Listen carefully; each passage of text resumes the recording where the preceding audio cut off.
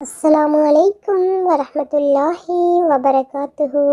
நபிகள் நாயகம் ஸல்லல்லாஹு அலைஹி வஸல்லம் அவர்கள் இந்த மனித சமூகத்திற்கு பல விடயங்களை அச்சமூட்டி எச்சரிக்கை செய்திருக்கின்றார்கள். அதில் ஒரு முக்கியமான விடயம் என்னவென்றால், மறுமை நாளில் அல்லாஹ் 4 மனிதர்களுக்கு சொர்க்கத்திற்குள் நுழையவோ அல்லது சொர்க்கத்தினுடைய இன்பங்களை அனுபவிப்பதற்கோ விடவே மாட்டான் என்பதுதான். இந்த 4 மனிதர்கள் யார் என்பதனை நாம் இங்கு தெளிவாக நோக்கலாம். அது யார் என்றால், அதனை நபிகள் நாயகம் ஸல்லல்லாஹு அலைஹி வஸல்லம் அவர்கள் எங்களுக்கு பட்டியல் இட்டு காட்டி தந்திருக்கின்றார்கள். முதலாவது நபர் மது பழக்கத்தை வளமையாக கொண்டவர், அதாவது மது குடிப்பதை வளமையாக கொண்ட ஒருவர். உண்மையிலேயே அவர் தௌபா செய்யாமல் இறந்து விட்டால் அவருக்கு நரகத்தில் மிக பெரிய ஒரு வேதனை இருக்கின்றது.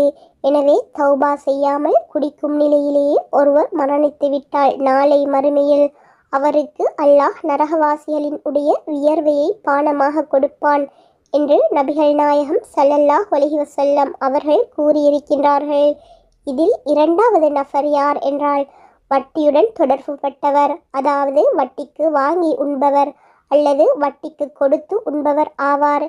இப்படிப்பட்ட மக்களையும் அல்லாஹ் சொர்க்கத்திற்குள் நுழைவிக்க மாட்டான், சொர்க்கத்தினுடைய இன்பங்களை அனுபவிக்கவும் விடமாட்டான். வட்டி சாப்பிட்டவர்களினுடைய நிலை மரணத்திற்கு பின் மறுமையில் எப்படி இருக்கும் என்பதனை நாம் பல்வேறு ஹதீஸ்களின் மூலமும் அல் குர்ஆன் வசனங்களின் மூலமும் அறிந்து கொள்ள முடியும். வட்டி சாப்பிட்டவன் நாளை மறுமையில் எழுப்பப்படும் பொழுது ஷைத்தானால் தீண்டப்பட்டவன் போல், பைத்தியம் பிடித்தவனை போல் தான் எழுப்பப்படுவான் என்று நபிகள் நாயகம் ஸல்லல்லாஹு அலைஹி வஸல்லம் அவர்கள் கூறியிருக்கின்றார்கள். மூன்றாவது நபர் யார் என்றால், அனாதைகளினுடைய பொருட்களை அநியாயமாக அபகரித்து சாப்பிட்டவன்.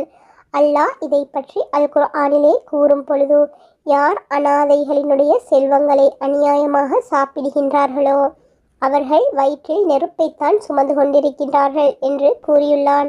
மேலும் அவர்கள் கொழுந்து விட்டெறியும் நரக நெருப்பில் புகுவார்கள் என்றும் கூறுகின்றான்.